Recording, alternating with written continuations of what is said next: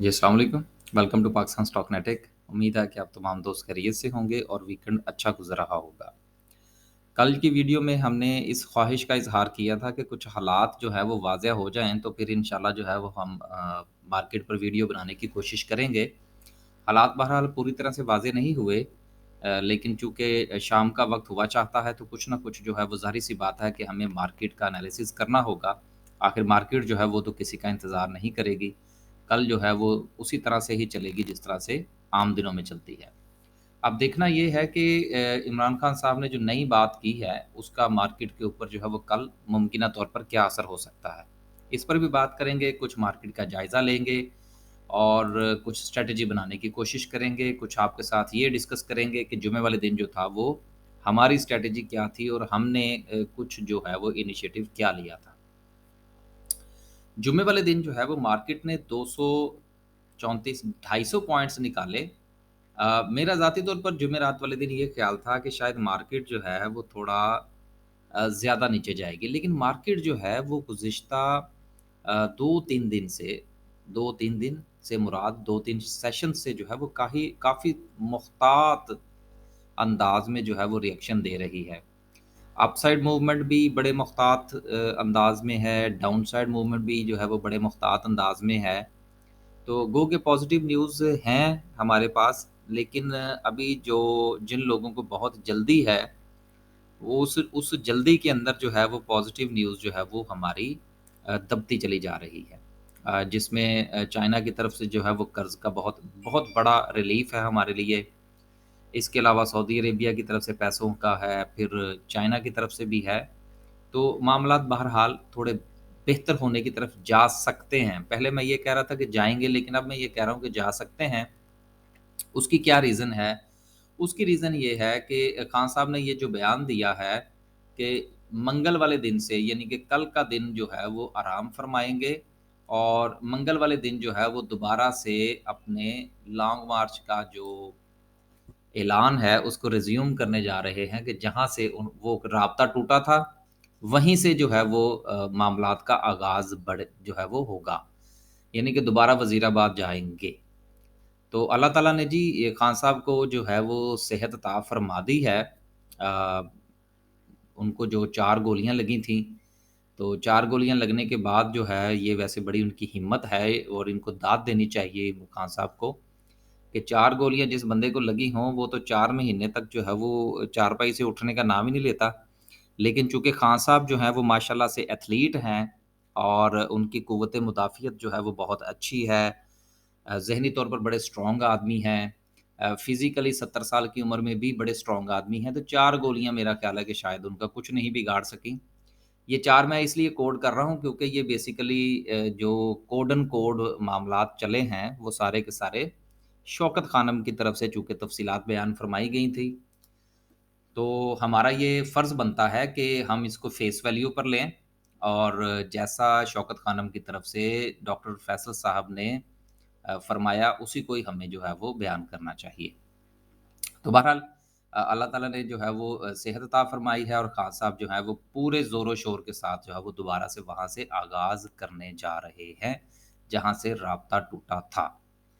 दूसरी तरफ जो है वो ज़ाहिर-सी बात है कि अब एक मर्तबा फिर जो है वो अफ़रा-तफ़री का मंज़र होगा और फिर देखते हैं कि सूरत-ए-हाल कहाँ तक जा सकती है। जहाँ तक रहा सवाल मार्केट का, तो शायद अगर खुदा ना ख़ास्ता ये वाक़या पेश ना आता, तो शायद मार्केट इसका बहुत ज़्यादा प्रेशर लेती, क्योंकि खान साहब का जो मार्च था वो कंटिन्यू होता। लेकिन ये जो दरमियान में 2-4 दिन का डिले आया है और इन 2-4 दिनों के अंदर जो कुछ डेवलपमेंट्स हुई हैं, वो बड़ी ड्रामाई हैं।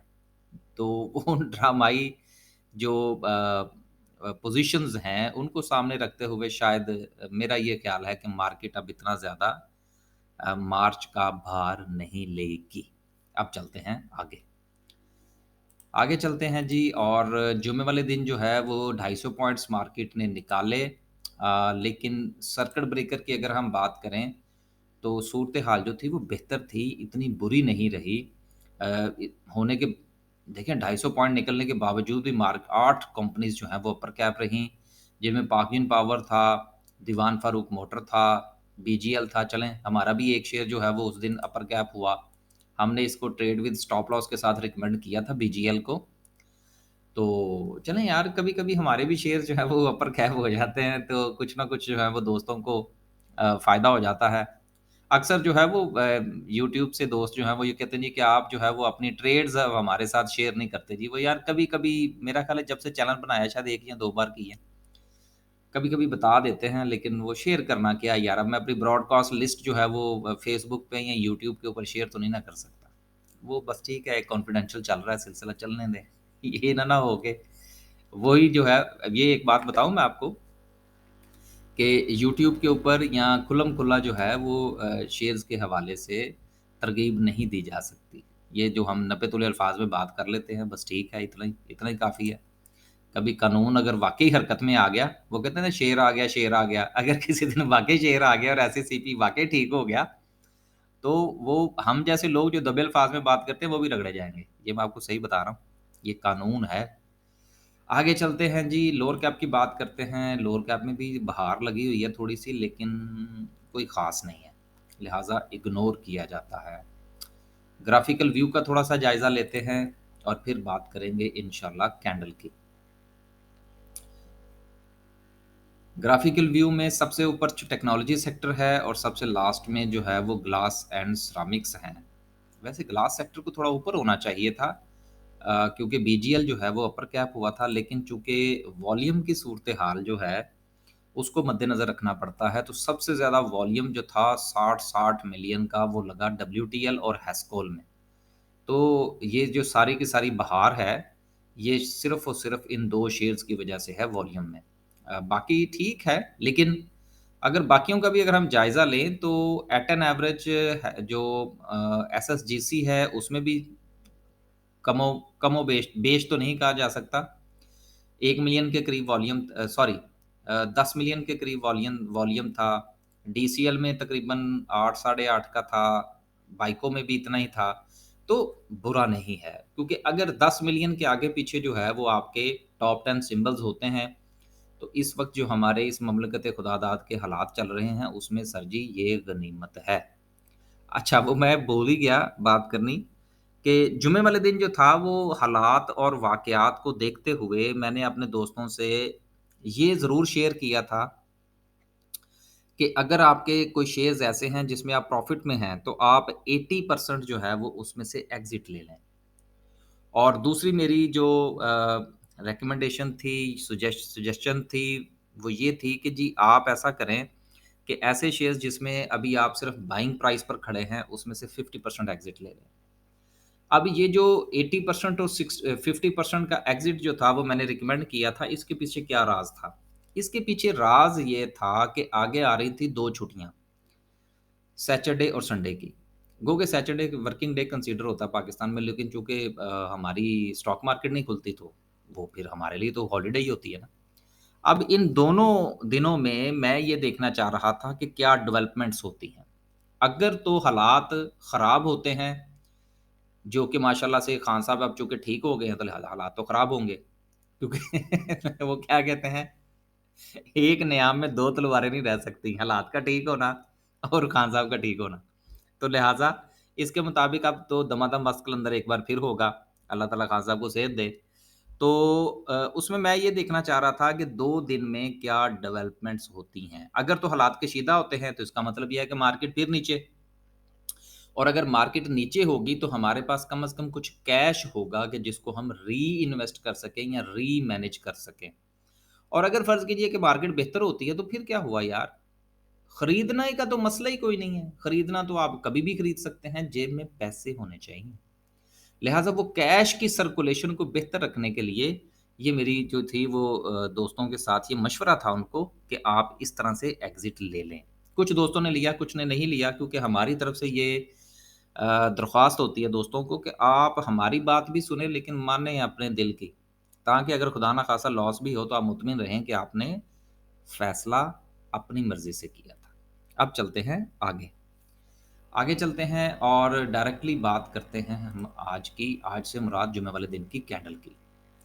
कैंडल को डिस्कस करने से पहले हम तवज्जो दिलाएँगे आप दोस्तों की वॉल्यूम की तरफ, कि देखिए वॉल्यूम अच्छा था बहरहाल। गुज़िश्ता 4 सेशन के अंदर पूरा हफ़्ता ही लगा लें जी आप, 5 ही कर लें। 5 दिन जो मार्केट चली है, पाँचों दिन मार्केट में वॉल्यूम बहुत अच्छा था। दूसरा आप ये देखिए कि मार्केट ने जो सपोर्ट ली है, वो किस लेवल से ली है और आप ये देखिए, एग्ज़ैक्टली जो ब्लू लाइन है, जो हमने काफ़ी अरसा से लगा रखी है, वहाँ से मार्केट ने सपोर्ट ली है। देखिए, ये क्या मकसद क्या होता है बेसिकली? ये जो हम सपोर्ट और रेजिस्टेंस को डिस्कस करते रहते हैं ना, उसकी वजह ये होती है कि सपोर्ट का मतलब होता है ऐसे लेवल जहाँ पर लोग साइकोलॉजिकली समझते हैं कि जी यहाँ से मार्केट को ऊपर जाना चाहिए, लिहाज़ा वो वहाँ पर अपनी थोड़ी-सी बाइंग डालते हैं। तो जब हर बंदा फ़र्ज़ कीजिए कि एक ही पॉइंट को सपोर्ट समझ रहा होता है और बहुत सारे लोग जब उसको सपोर्ट समझते हैं और वो वहाँ पर बाइंग करते हैं, तो वो ऑटोमैटिकली वो सपोर्ट स्ट्रॉन्ग हो जाती है। तो ये बात जो है और ये जो मामलात जो हैं, ये सारे साइकोलॉजिकल लेवल्स के होते हैं। लिहाज़ा वहाँ से लोगों ने बाइंग शुरू की और मार्केट ने जो कि शायद अगर ऐसा ना होता तो मार्केट जो है वो 250 की बजाय कुछ ज़्यादा हमें जो है वो डाउनफॉल का शिकार नज़र आती। फिर उसके साथ कुछ पॉज़िटिव न्यूज़ भी थीं, कुछ जो है वो धरने के हवाले से बातें भी थीं।